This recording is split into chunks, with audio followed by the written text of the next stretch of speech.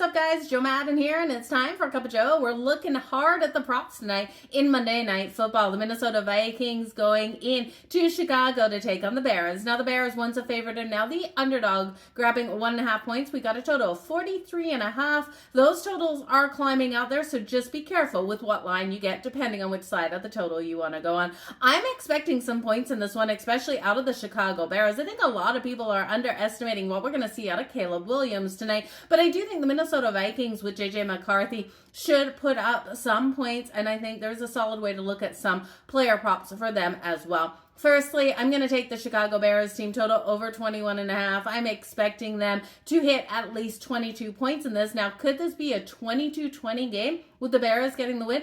Absolutely. That keeps us under that total of 43.5, but I do think it's that tight of a game. So I don't want to take a total or a side because I think defensive touchdowns could be in play with mistakes coming out of one or both of these quarterbacks, as well as the fact that overtime could be there. So staying off the total, staying off the side, we'll just take the Bears team total, win or lose, over 21.5. That's coming in right around the -110. Let's talk these props. I'm crazy about the props. First, let's look at both quarterbacks. So we know J.J. McCarthy coming in here into Chicago. This will be his first career road game in a hostile environment. This is going to be a hard spot for J.J. McCarthy.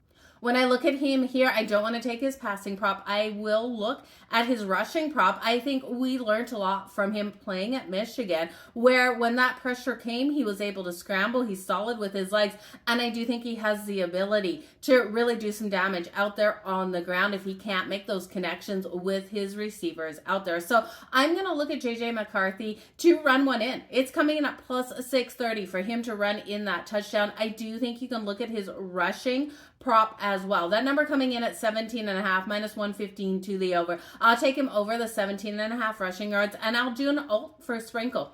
Over 30 plus rushing yards for J.J. McCarthy coming in at plus 270. Now, other than that, for the Vikings, I will look at Adam Thielen to get in the end zone at plus 390, Aaron Jones to get in the end zone at plus 186, and then the defensive touchdown, because if Caleb Williams throws that pick, which we know he did last season, you could see the Vikings run it in. So the defensive touchdown for the Vikings at plus 800. Now, am I counting out the Bears for a defensive touchdown? Heck no. The defensive touchdown for the Bears coming in at plus 830, because all of the things I said about J.J. McCarthy, if he tries to throw that ball up and the Bears interception, they can run it back. Now, I will look also at Caleb Williams to have success with his legs. We know he's dual threat. Caleb Williams' longest pass, though, is interesting as well. Over 34.5 for that longest pass at -112. I think that is a great way to go instead of looking at that passing prop. And then the rushing yards, 21.5 to the over at -115. I'll also fire him up with that alt sprinkle at 40 plus rushing yards